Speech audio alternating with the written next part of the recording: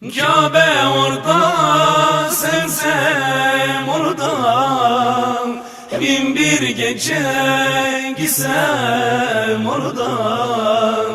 Merve orada, Safa orada, gönüllere şifa orada. Hacca gidiyor hacılar, İnsanlara duacılar, başlar içimde acılar, özler dururum Mekke'yi, başlar içimde acılar, özler dururum Mekke'yi. Kabe orada, Zemzem orada, bin bir gece gitsem orada. Merve orada, Safa orada, gönüllere şifa orada.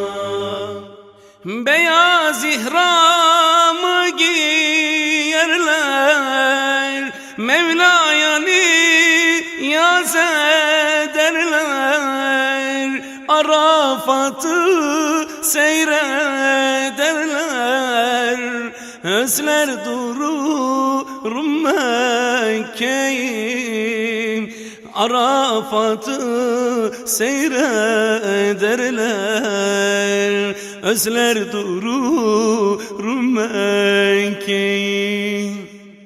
Kabe orada, Zemzem orada, bin bir gece gitsem orada. Merve orada, Safa orada, gönüllere şifa orada.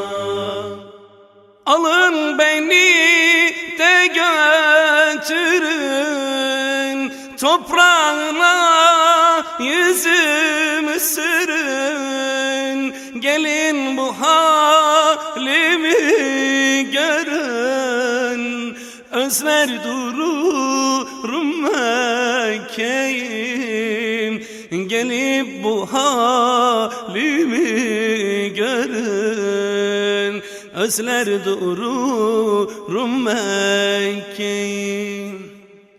Kabe orada, Zemzem orada, bin bir gece gitsem orada. Merve orada, Safa orada, gönüllere şifa orada. Ben Mekke'yi görmemişem, Kabe'ye yüz sürmemişem,